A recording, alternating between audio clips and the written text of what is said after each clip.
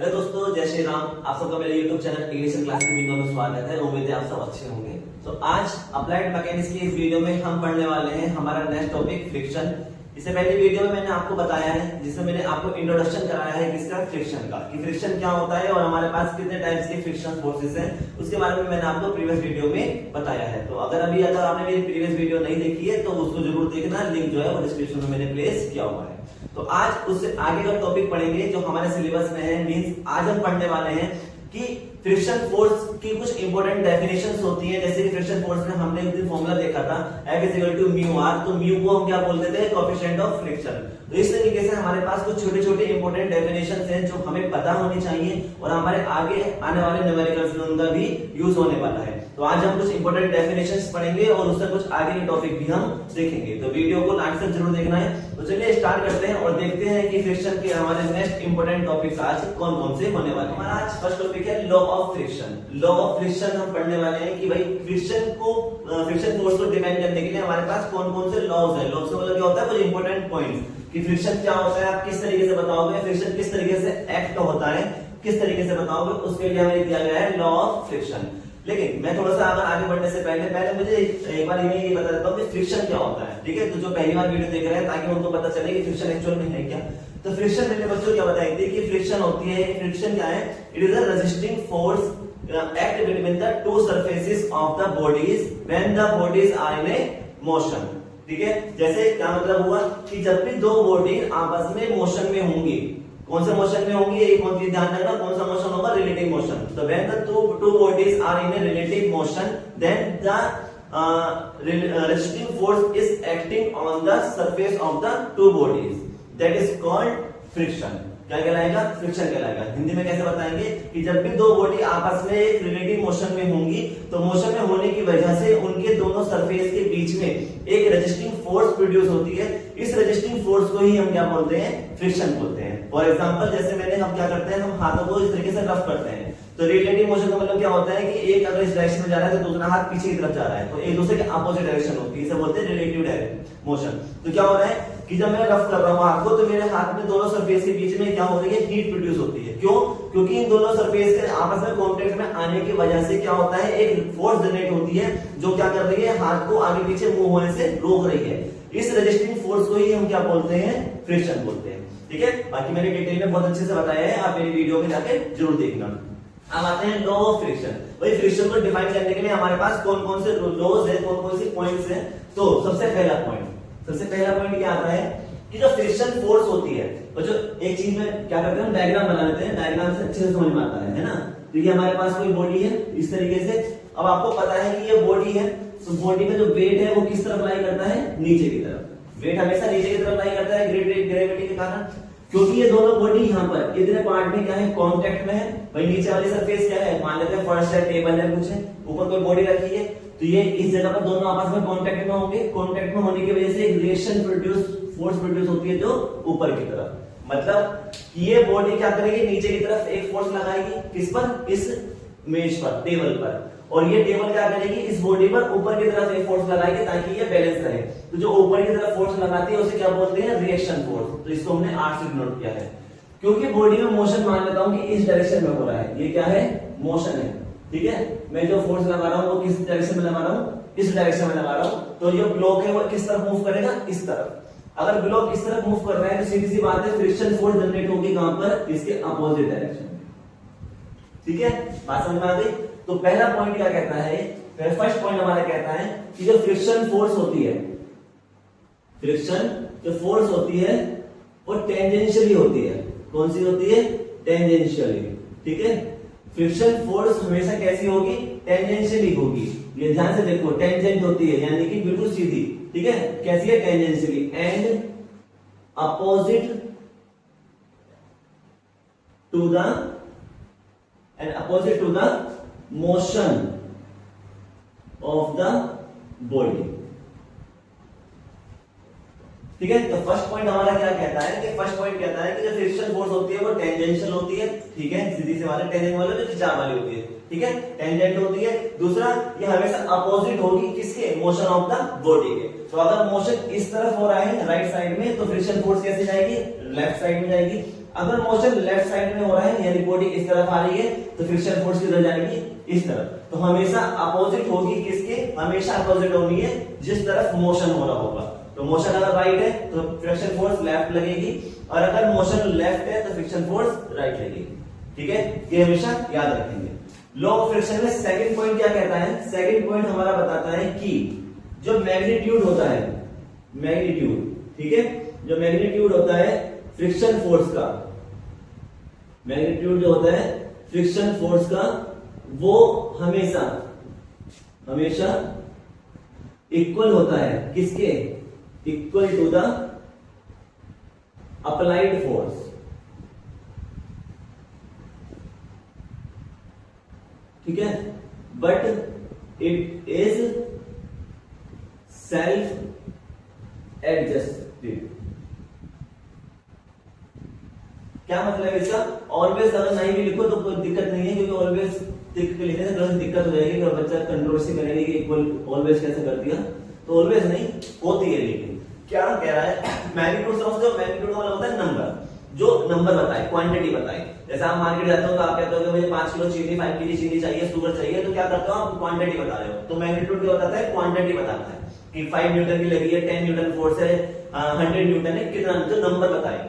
तो वो ये कह रहा है कि जो सेकंड पॉइंट क्या लॉ ऑफ फ्रिक्शन में क्या बताता है कि जो मैग्नीट्यूड होता है फ्रिक्शन फोर्स का, वो हमेशा इक्वल होगा किसके, अप्लाइड फोर्स के, जो फोर्स आप अप्लाई कर रहे हो। ये ऑटोमेटिक क्या होता है, सेल्फ एडजस्टेड होता है। मतलब कैसे का, ये बॉडी स्टैंड क्या है, ये रेस्ट पोजीशन पे है। क्यों, मैं इधर की तरफ फोर्स लगा रहा हूं, लेकिन क्या होगा कि इन दोनों सरफेस के बीच में एक फ्रिक्शन फोर्स जनरेट होगी। फ्रिक्शन फोर्स क्या करेगी, वो कोशिश करेगी कि ये ब्लॉक आगे की तरफ मूव ना करे, यही तो कोशिश करेगी। यानी कि ये जो सरफेस है, जो टेबल है, ये टेबल ये कोशिश करेगी कि इसके ऊपर जो भी चीज रखी है ये आगे की तरफ मूव ना करे।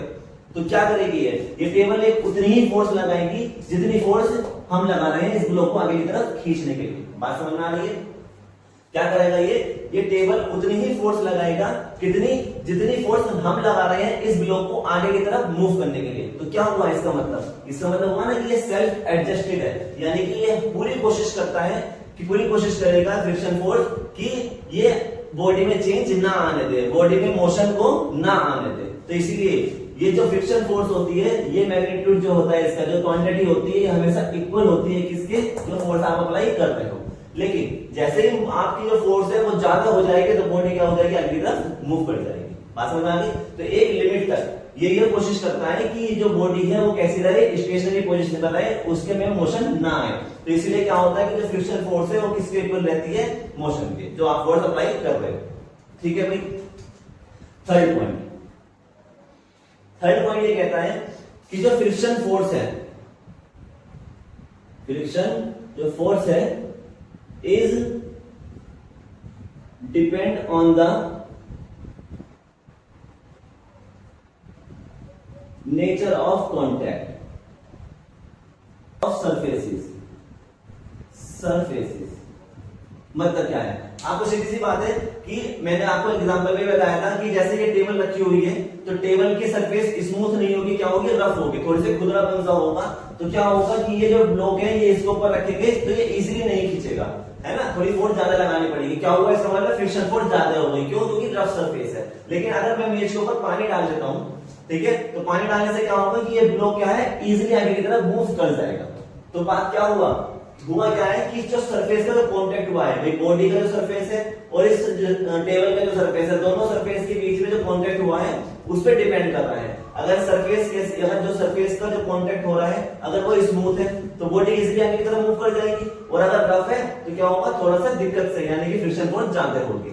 इससे थोड़ा सा एग्जांपल समझ सकते हैं। जैसे आपको पता है कि आपके मान लो फर्श है, फर्श पे आपने पानी डाला हुआ है, तो देखा होगा आपने कि पानी में हम क्या कर जाते हैं, फिसल जाते हैं। क्यों, क्योंकि जो सरफेस है यानी उसके ऊपर पानी पड़ा है तो सरफेस कैसी हो गई, स्मूथ, चिकनी हो गई। तो जिसकी वजह से क्या होता है, फ्रिक्शन फोर्स नहीं लग पाती और आप क्या हो जाते हो, आगे की तरफ मूव कर जाते हो। बात समझ में आ रही है।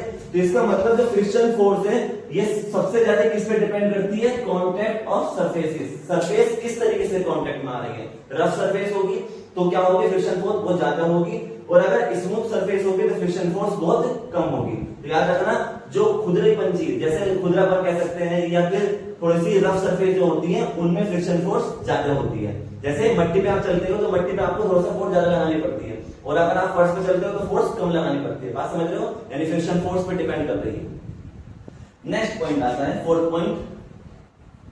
फोर्थ पॉइंट क्या कहता है कि जो फ्रिक्शन फोर्स है, फ्रिक्शन फोर्स जो है वो डिपेंड करती है किस पर, डिपेंड करती है किस पे, depend on the normal reaction, normal reaction force.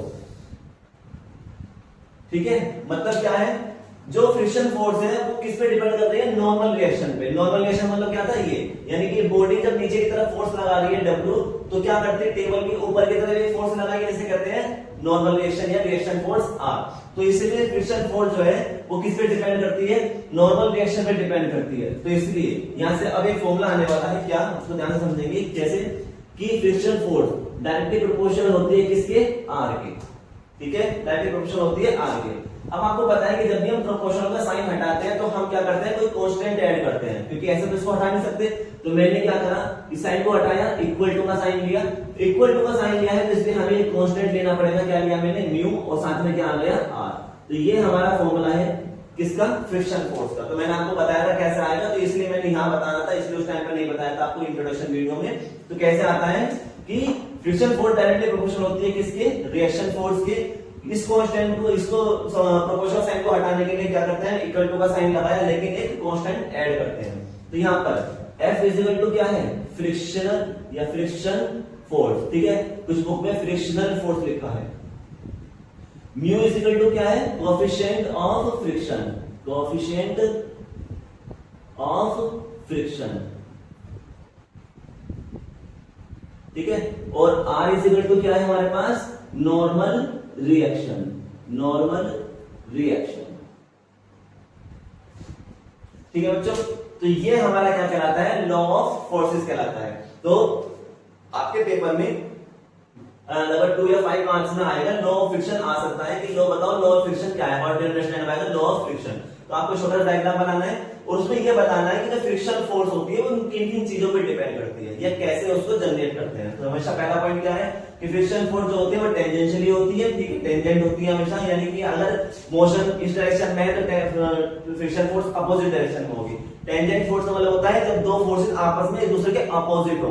तो मोशन अगर इधर है तो फ्रिक्शन किधर होगा, इधर। अगर मोशन इधर है तो फ्रिक्शन किधर होगा, इधर, एक दूसरे के अपोजिट डायरेक्शन। इसे बोलते हैं टेंजेंट फोर्स। ठीक है, तो क्या होगा, फ्रिक्शन फोर्स हमेशा टेंजेंशियली होती है और अपोजिट होती है मोशन के, जो जहां पर बॉडी का मोशन हो रहा है। सेकंड पॉइंट में क्या लिखेंगे, जो मैग्नीट्यूड होता है फ्रिक्शन फोर्स का वो इक्वल होता है किसका, अप्लाइड फोर्स का। यानी जितनी फोर्स आप अप्लाई कर रहे हो उतनी ही फ्रिक्शन फोर्स जनरेट होगी। ये सेल्फ एडजस्टेड होती है। ठीक है, कोशिश ये करती है कि ये बॉडी चेंज में ना आए।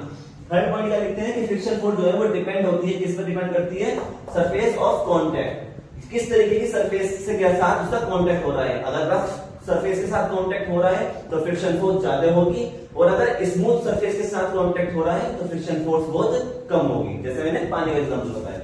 उसके बाद हम बताते हैं कि फ्रिक्शन फोर्स किस पे डिपेंड कर रही है। फ्रिक्शन फोर्स जो है वो नॉर्मल रिएक्शन पे डिपेंड करती है। ठीक है, वो फ्रिक्शन फोर्स बॉडी पे डिपेंड नहीं करती है, मास पे डिपेंड नहीं करेगी, याद रखना। ठीक है, चाहे लिख सकते हो आप कि फ्रिक्शन फोर्स मास पे डिपेंड नहीं करती, किस पे डिपेंड करती है, रिएक्शन फोर्स पे। कितना रिएक्शन फोर्स लग रहा है बॉडी पर, कितना फोर्स लग रहा है नीचे से। ठीक है, तो यहां से हमने लिखा कि F जो है डायरेक्टली प्रोपोर्शनल होता है R के। यहां से फॉर्मूला आया म्यू R। म्यू क्या है, कोएफिशिएंट ऑफ फ्रिक्शन है, यानी कि इसे कांस्टेंट मानते हैं किसका, फ्रिक्शन। बात समझ आ गई। तो यह है लॉ ऑफ फ्रिक्शन। अब आगे देखते हैं कुछ और इंपॉर्टेंट डेफिनेशन जो आपको जानने के लिए बहुत जरूरी है कि उनको पता होना चाहिए ताकि आप न्यूमेरिकल सॉल्व कर पाए। तो हमारी फर्स्ट डेफिनेशन है क्या है, कोएफिशिएंट ऑफ फ्रिक्शन। अभी हमने एक फॉर्मूला पढ़ा है क्या, F is equal to mu R पढ़ा है। यहां से मैं म्यू की वैल्यू निकाल सकता हूं, क्या आएगी म्यू की value, F upon R। R कहां पहुंच जाएगा, नीचे। तो यही तो हमारा क्या है, कोएफिशिएंट ऑफ फ्रिक्शन है। तो इसको डेफिनेशन में कैसे लिखोगे, कि किस तरीके का डेफिनेशन बना सकते हो कि it is the ratio of ये क्या थी, frictional force.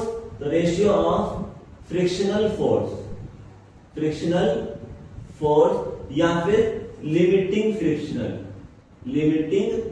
Friction to the normal reaction. ठीक है, तो मैंने इस फॉर्मूला से इसकी डेफिनेशन बना दी क्या कि जो कोएफिशिएंट ऑफ फ्रिक्शन होता है ये रेशियो होता है किसका, फ्रिक्शनल फोर्स का और टू द नॉर्मल रिएक्शन। ऊपर फ्रिक्शन फोर्स है, नीचे क्या है, रिएक्शन फोर्स है, तो क्या होता है ये रेशियो होता है किसका, friction force upon normal reaction का। अब कोई सोच रहा है कि लिमिटेड फ्रिक्शन कहां से आया, तो मैंने जब आपको स्टैटिक फ्रिक्शन कराया था तो मैंने उसमें डेफिनेशन लिखवाई थी लिमिटिंग फ्रिक्शन की, इससे पहले वीडियोस में। तो उसमें मैंने लिमिटिंग फ्रिक्शन बताया था कि वो मैक्सिमम वैल्यू फ्रिक्शन की जब तक बॉडी कैसी है, स्टेशनरी है। जैसे ही बॉडी मूव करने स्टार्ट करेगी तो वो क्या हो जाता था, फिर हमारा डायनामिक फ्रिक्शन कन्वर्ट हो जाता था। तो वो मैक्सिमम वैल्यू जब तक बॉडी क्या है, टेंड्स टू मूव, यानी मूव होने वाली है, तो उससे पहले की जो वैल्यू होती है उसे बोलते हैं लिमिटिंग फ्रिक्शन। तो यही तो फ्रिक्शन फोर्स थी। और फ्रिक्शन फोर्स का मतलब क्या है कि जब तक बॉडी को रोक के रखे, जैसे ही बॉडी आगे की तरफ मूव करने लगी तो फ्रिक्शन फोर्स क्या कम हो गई, तो इसलिए वो मैक्सिमम वैल्यू ही क्या कहलाती है, हमारी लिमिटिंग फ्रिक्शन कह सकते हैं या फिर फ्रिक्शन वैल्यू कह सकते हैं। तो इसलिए जो म्यू होता है ये रेशियो होता है किसका, फ्रिक्शनल वैल्यू फोर्स का और नॉर्मल रिएक्शन का। अब आती है बात इसके आगे, और क्या लिखोगे इसमें, it is unitless, it has, या ऐसा लिख सकते हो, it has no unit. No का मतलब कोई नहीं होती है, इट हैज नो यूनिट। क्यों, देखो फोर्स है, फोर्स ऊपर क्या है, फ्रिक्शनल फोर्स है, तो फ्रिक्शनल फोर्स किसमें होगी, न्यूटन में, अपॉन नॉर्मल रिएक्शन में क्या है, एक फोर्स तो है जो बॉडी पर लगाई जा रही है किसके द्वारा, सरफेस के द्वारा। तो यहां से ये फोर्स किसमें होगी, न्यूटन में होगी। तो न्यूटन से न्यूटन कैंसिल हुआ तो क्या कोई यूनिट बची, नहीं बची। तो जब कोई यूनिट नहीं है तो इसलिए जो कोएफिशिएंट ऑफ फ्रिक्शन होता है ये क्या होता है, यूनिटलेस होता है। एक तो ये पॉइंट हो गया। ठीक है, आगे लिख रहा हूं कि it is depend on the surface contact. मैंने बताया था ना अभी कि जैसी सरफेस होगी उतना ही फ्रिक्शन ज्यादा होगा, तो जितने फ्रिक्शन ज्यादा होगा तो सीधी सी बात है उतना ही म्यू वेरी करेगा। तो इसलिए किस पे डिपेंड करता है, सरफेस कांटेक्ट पे। और क्या लिख सकते हैं इसमें, it has value between 0 to 1 and maximum value is only 1। ये मेन इंपॉर्टेंट पॉइंट है, इसका कई बार ऑप्शन में पूछ लेते हैं कि बताओ कि जो म्यू होता है उसकी मैक्सिमम वैल्यू कितनी होती है, तो याद रखना मैक्सिमम वैल्यू जो होती है वो 1 होती है। और कितनी क्या कहां तक वेरी करती है, इसकी वैल्यू 0 से लेके 1 मींस के बीच में वेरी करती है। 0.1 आ सकता है, 0.2, 0.4, 0.6, 0.9, 0.99, 1, इससे ज्यादा नहीं आएगा। क्यों, क्योंकि फ्रिक्शन फोर्स रिएक्शन फोर्स के बराबर हो जाएगी, या इससे ज्यादा हो सकती है नहीं, तो ये दोनों बराबर हो सकती है, तो इसलिए क्या आ जाएगा 1, या फिर कम हो सकती है, ज्यादा नहीं हो सकती है। बात समझ में आ गई। तो ये हमारा कोएफिशिएंट फ्रिक्शन है, इसमें हमें 3 चीजें लिखनी होती है। तो डेफिनेशन, इसकी यूनिट के बारे में बता सकते हो, किस पे डिपेंड करता है ये बता सकते हो, और इसकी वैल्यू कहां से कहां तक वेरी करती है इसके बारे में आप बता सकते हो। ज्यादा कुछ नहीं है, सिर्फ डेफिनेशन लिखनी होती है, क्या होता है, रेशियो होता है friction force upon normal reaction का। ठीक है, चलिए सेकंड जो हमारी डेफिनेशन है वो देखते हैं क्या है। सेकंड हेडिंग है एंगल ऑफ फ्रिक्शन। बच्चों बेहद इंपॉर्टेंट डेफिनेशन है, इसका यूज आपको न्यूमेरिकल में होना ही होना है, तो इसलिए इसको मजाक में नहीं लेंगे। जितने भी डेफिनेशन करा रहा हूं सब इंपॉर्टेंट है, जो आपके सिलेबस का पार्ट है और इनमें ही न्यूमेरिकल होने हैं। एंगल ऑफ फ्रिक्शन क्या होता है, पहले मैं डेफिनेशन लिख रहा हूं क्या कि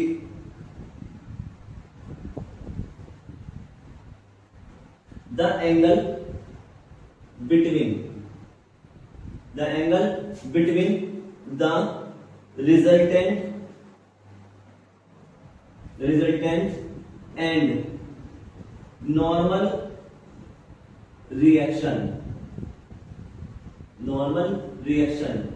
called angle of friction।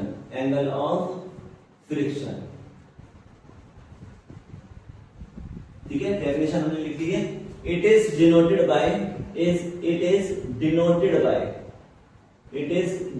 By lambda और फाई। कुछ बुक में लैम्डा है, कुछ बुक में फाई है, इसलिए मैंने दोनों लिख दिया। अब क्या है, ये आपको समझने के लिए डायग्राम मुझे बनाना होगा, तो मैं डायग्राम बना रहा हूं ये।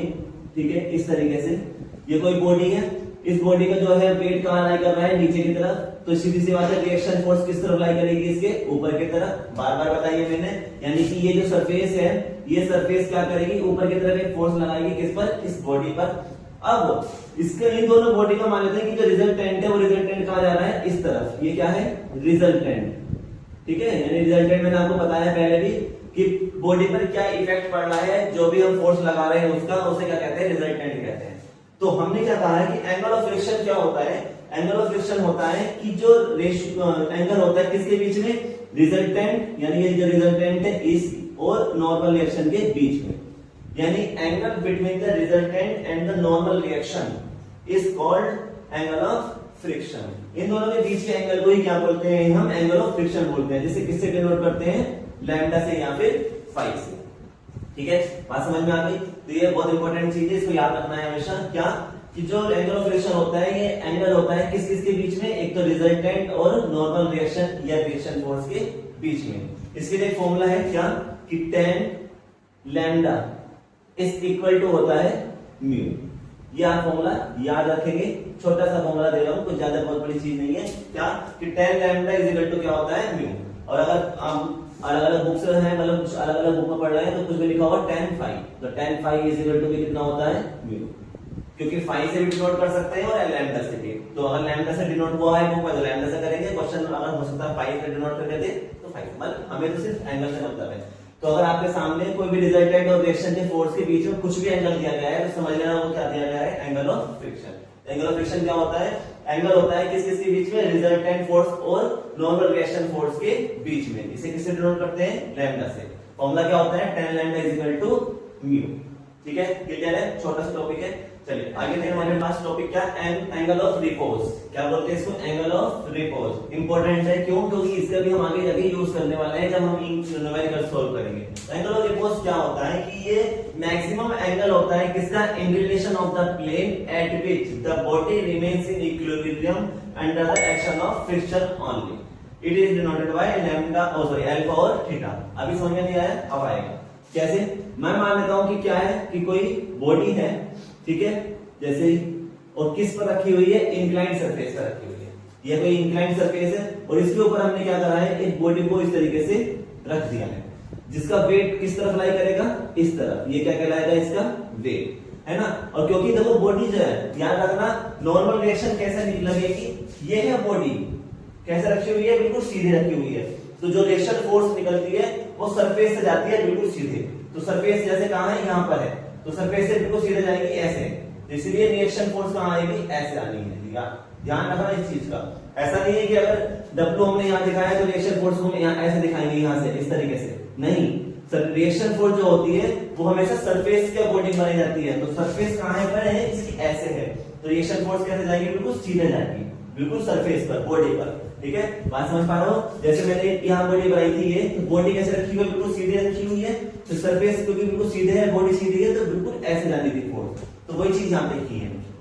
अब आते हैं एंगल ऑफ हमारे रिपोज क्या होता है। एंगल ऑफ रिपोज का मतलब क्या होता है कि ये ध्यान से देखो कि जो ये प्लेन है, कौन सा प्लेन है, ये जो प्लेन है जिसके ऊपर बॉडी रखी हुई है, ये कुछ एंगल पे झुका हुआ है, कुछ ही एंगल पे इंक्लाइंड है या नहीं। मैंने माना है कि ये कितने पर है, अल्फा एंगल पर इंक्लाइंड है। और इसी तरीके से ये फोर्स भी कितनी आ गई, अल्फा। इसकी बात नहीं करेंगे, हम इंक्लाइंड की बात करते हैं। तो हमारी डेफिनेशन क्या कहती है कि ये मैक्सिमम एंगल होता है इंक्लिनेशन ऑफ द प्लेन जिस पर body remains in equilibrium under the action of friction. क्या मतलब हुआ कि ये ध्यान से देखो, ये जो प्लेन है ये इस तरीके से है, तो ये जो एंगल पे झुका हुआ है, जिस एंगल पे ये हमारा इंक्लाइंड है, किसने पर है, अल्फा पे, तो ये वो मैक्सिमम एंगल होता है जिस पर ये बॉडी जो रखी है इसके ऊपर ये इक्विलिब्रियम में रहे। इक्विलिब्रियम का मतलब क्या होता है, यहाँ पे क्या, इसका मतलब क्या है इक्विलिब्रियम का, इन रेस्ट पोजीशन। कैसी पोजीशन में रहे, रेस्ट पोजीशन में रहे। ध्यान से समझना, जो समझाने की कोशिश कर रहा हूं, क्या कि ये वो एंगल है, ये जो अल्फा है। देखो मैं इस अल्फा की बात क्यों कर रहा हूं, क्योंकि ये इंक्लिनेशन यानी कि ये जो प्लेन बनाया है मेरा, जो हाथ के पीछे बिल्कुल प्लेन है, ये इंक्लाइंड है कितने एंगल पे, अल्फा पे। तो जितना जितना मैं नीचे जाऊंगा उतना अल्फा की वैल्यू कम होगी, जितना जितना मैं ऊपर जाऊंगा अल्फा की वैल्यू उतनी ज्यादा होगी, क्योंकि एंगल क्या हो रहा है, बढ़ रहा है। तो ये वो मैक्सिमम एंगल होता है अल्फा, क्योंकि हम एंगल ऑफ रिपोज को किससे डिनोट करते हैं, अल्फा से या थीटा से, अल्फा से या थीटा से। तो ये जो अल्फा है ये वो मैक्सिमम एंगल होता है जिस पर जो ये बॉडी है, ये बॉडी है, ये कैसे रहे, रेस्ट पोजीशन पर रहे। तो जैसे जैसे मान लो कि जैसे ये यहाँ रखा हुआ तो बॉडी इसके ऊपर रखी हुई है तो बिल्कुल रेस्ट पोजीशन में रहेगी, आगे लेकर आया अब भी रेस्ट में है। जैसे जैसे मैं ऊपर की तरफ जाऊंगा बॉडी क्या होगी, नीचे की तरफ फिसलनी स्टार्ट करेगी। होगा ऐसा या नहीं? जैसे ये बॉडी यहाँ रखी हुई है तो जैसे मैं यहाँ पे हूँ तो हो सकता है ये ना फिसले, इससे ऊपर गया एंगल नहीं फिसले, लेकिन जैसे मैं और ऊपर गया तो बॉडी क्या होगी, नीचे की तरफ मूव करनी स्टार्ट हो जाएगी, नीचे की तरफ फिसल जाएगी, मूव हो जाएगी। तो क्या हुआ, तो जब तक बॉडी फिसलती नहीं है, मूव नहीं करती है, जैसे यहाँ पे था, जब तक बॉडी मूव ना करे, अपनी पोजीशन को ना छोड़े, रेस्ट पोजीशन में ही रहे, तब तक के एंगल को क्या बोलते हैं, एंगल ऑफ रिपोज बोलते हैं। बात समझ में? तो ये वो एंगल है, मैक्सिमम एंगल होता है, ये मैक्सिमम एंगल होता है किसका, इस इंक्लाइंड प्लेन का, जब तक ये बॉडी को क्या रखता है, इक्विलिब्रियम कंडीशन में रखता है, यानी बॉडी जो है रेस्ट पोजीशन पर रहेगी, अपनी पोजीशन से मूव नहीं करती है। जैसे ही इस एंगल से ऊपर जाते हैं, कौन से एंगल से, एंगल ऑफ रिपोज से, जैसे ही एंगल से ऊपर जाते हैं तो बॉडी क्या हो जाती है, मूव करनी स्टार्ट हो जाती है। बात समझ में? तो इसे अल्फा से और थीटा से डिनोट करते हैं। अब हम रिलेशन निकालना स्टार्ट करेंगे, तो मैं डायग्राम में थोड़ा सा सही करके बना रहा हूँ, ध्यान से समझेंगे। ये मान लेते हैं कि कोई हमारे पास ये इंक्लाइंड प्लेन है, कितने एंगल पर, अल्फा पर, इसके ऊपर एक बॉडी रखी हुई है ये, जिसका वेट है W, और ये किस पर लाई कर रहा है, इस तरीके से एक रिएक्शन फोर्स पर लाई कर रहा है। अब इसके पीछे एंगल भी कितना है, अल्फा है ना, ये नॉर्मल है। अब बॉडी जो है वो किस तरफ मूव करेगी, नीचे की तरफ। ध्यान से देखो भाई, बॉडी यहाँ रखी हुई है, जैसे जैसे आगे की तरफ लेकर आऊंगा प्लेन, तो बॉडी नीचे की तरफ जाएगी या ऊपर की तरफ, नीचे की तरफ फिसलेगी। तो मोशन किस तरफ हो रहा है, इधर की डायरेक्शन में, ये क्या कहलाएगा, मोशन। ठीक है, अगर मोशन इधर की डायरेक्शन में हो रहा है तो सीधी सी बात है, फ्रिक्शन फोर्स किधर लगेगी, ऊपर की तरफ। तो यहाँ पर क्या लगेगी, फ्रिक्शन फोर्स लगेगी। अब मैं यहाँ पे फॉर्मूला निकालने वाला हूँ, रिलेशन निकालूंगा फ्रिक्शन फोर्स में और फ्रिक्शन, एंगल ऑफ फ्रिक्शन में और एंगल ऑफ रिपोज में। कैसे निकलेगा, देखो ये जो फोर्स है W कितने एंगल पे लगी हुई है, अल्फा पे लगी हुई है। तो मैं यहाँ पे रिसोल्यूशन टेक्निक लगाऊंगा, तो मैं इसके पहले पार्ट्स को ब्रेक कर रहा हूँ, यानी कंपोनेंट बना रहा हूँ। तो जब ये W को मैं इस एक्सिस पे लेके आऊंगा, y एक्सिस पे, इस W को y एक्सिस पे लेके आऊंगा, तो ये एरो तो नीचे की तरफ जाएगा, यहाँ बन जाएगा W, क्योंकि इसके साथ एंगल बनाया है, तो यहाँ क्या आएगा, cos, और एंगल क्या है, अल्फा। ये मैंने आपको पहले न्यूमेरिकल्स में सिखा चुका हूँ। अब मैं इस फोर्स को कहां लेके जाऊंगा, इस एक्सिस पे, तो एक्सिस पे जाएगा, इस पर एरो इधर की तरफ आएगा, फोर्स क्या बनेगी, W sin अल्फा। अब रिसोल्यूशन टेक्निक लगा रहे हैं, तो ध्यान से देखो, ये देखो मैं इसको थोड़ा चेंज बना रहा हूं आपके लिए। ये बन गया, ऊपर की तरफ फोर्स जा रही है R, नीचे की तरफ फोर्स जा रही है W cos अल्फा। इस तरफ जो फोर्स जा रही है वो है F equal to mu R, और इधर की तरफ जो फोर्स जा रही है वो है हमारे पास W sin अल्फा। मोशन को या तो हम एक्सप्लेन करें कितना मोशन हो रहा है, तो मोशन का मतलब तो कोई ऐसा बता नहीं सकते ना, फोर्स बता सकते हो। तो अब मैं इसमें रिसोल्यूशन लगा रहा हूं, क्या, हॉरिजॉन्टल फोर्सेस। ठीक है, हॉरिजॉन्टल फोर्सेस मैं देख रहा हूं कि हॉरिजॉन्टल फोर्सेस कौन कौन सी हैं। तो देखो ध्यान से, राइट साइड जाने वाली फोर्सेस इक्वल होती है किसके, लेफ्ट साइड जाने वाली फोर्सेस के। क्या कह रहा हूं मैं कि राइट साइड की जो फोर्सेस होंगी वो इक्वल होंगी किसके, लेफ्ट साइड की जो फोर्सेस होंगी। तो राइट साइड कौन सी फोर्स जा रही है, F is equal to mu R, तो म्यू आर लिखेंगे डायरेक्ट, या तो F लिखेंगे या म्यू आर। और लेफ्ट साइड कौन सी फोर्स जा रही है, W sin alpha, equation number 1। ठीक है, इसी तरीके से हम ले रहे हैं वर्टिकल फोर्स। कौन सी, वर्टिकल फोर्स। वर्टिकल फोर्स में भी क्या होगा कि जो अपवर्ड जा रही है फोर्स ऊपर की तरफ, वो किस इक्वल होगी किसके, डाउनवर्ड फोर्स के, जो नीचे की तरफ जा रही है, डाउनवर्ड फोर्स। ठीक है, तो ऊपर की तरफ कौन सी जा रही है फोर्स, R, नीचे की तरफ कौन सी है, W cos alpha, equation number 2। ऐसे दो इक्वेशन मिल गई। अब आप क्या कर सकते हो, यहां से देखो मैं 1 डिवाइडेड बाय 2 कर रहा हूं, मैं इक्वेशन 1 को डिवाइड कर रहा हूं इक्वेशन नंबर 2 से। तो जो लेफ्ट वाले पार्ट है वो लेफ्ट से डिवाइड होगा और राइट वाला पार्ट राइट से डिवाइड होगा। तो लेफ्ट में क्या लिखा है, म्यू आर, और यहाँ क्या लिखा है, R, तो इसका मतलब म्यू आर अपॉन R हो जाएगा। इधर क्या लिखा है, W sin अल्फा, यहाँ क्या आएगा, W sin alpha upon W cos alpha. W से W कैंसिल हो गया और R से R कैंसिल हो गया। यहां से हमें क्या मिला, sin अपॉन cos क्या होता है, tan alpha is equal to, सामने क्या बचा, म्यू। ये हमारे पास फॉर्मूला आया है एक निकल कर। ठीक है, हम जानते हैं क्या, अभी अभी हमने पढ़ा है क्या कि जो tan लैम्डा होता है वो किसके इक्वल होता है, म्यू के, यानी एंगल ऑफ फ्रिक्शन जो होता है वो किसके इक्वल होता है, म्यू के। अभी अभी जस्ट डेफिनेशन पढ़ाई है, तो मैं म्यू की जगह, इस म्यू की जगह क्या लिख सकता हूँ, tan लैम्डा। तो यहां से हमारे पास एक रिलेशन आ गया कि tan अल्फा जो होता है वो इक्वल होता है किसके, tan लैम्डा के। तो ये रिलेशन है इन दोनों में, यहां से tan से tan हट जाएगा तो alpha is equal to lambda, यानी इंक्लाइंड बॉडी के लिए, ठीक है, इंक्लाइंड बॉडी के लिए जो एंगल ऑफ रिपोज होता है वो इक्वल होता है किसके, एंगल ऑफ फ्रिक्शन के। ये इसका एक कॉन्सेप्ट है क्या, कि इंक्लाइंड बॉडी के लिए जो किसी एंगल पर क्या है, इंक्लाइंड है ना, प्लेन पर, तो उसके लिए जो एंगल ऑफ रिपोज होता है वो इक्वल होता है एंगल ऑफ फ्रिक्शन के। इतना सा हमें पढ़ा, क्लियर है, बात समझ में आ गई।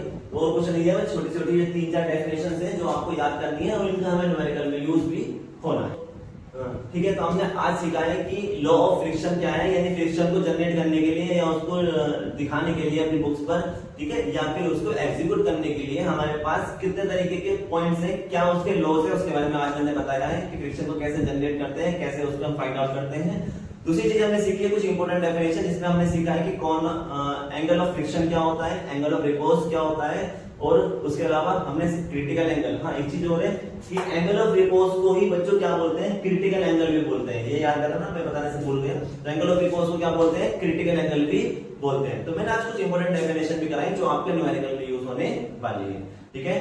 तो आज की वीडियो बस इतना ही। अगर वीडियो पसंद आई है तो वीडियो को लाइक करेंगे, शेयर करेंगे अपने फ्रेंड्स के साथ, और चैनल को सब्सक्राइब जरूर करेंगे। साथ ही बेल आइकन जरूर प्रेस करना ताकि मेरी आने वाली वीडियोस आप तक पहुंच सके। तो जल्दी नेक्स्ट वीडियो में मिलेंगे जिसमें मैं आपको कराऊंगा फ्रिक्शन का आगे का टॉपिक, जिसमें हम सीखेंगे कि अगर कोई भी बॉडी हॉरिजॉन्टल प्लेन पर एक्सिस्ट कर रही है तो उसके लिए हम फोर्स कैसे निकालेंगे, ठीक है, जिसके ऊपर मैं उसमें न्यूमेरिकल भी कराऊंगा। तो हम डेरिवेशन प्लस न्यूमेरिकल दोनों अगले वीडियो में करने वाले हैं, तो अगले वीडियो जरूर देखना, ठीक है। तो जल्द मिलेंगे नेक्स्ट वीडियो में, जब तक के लिए जय श्री राम।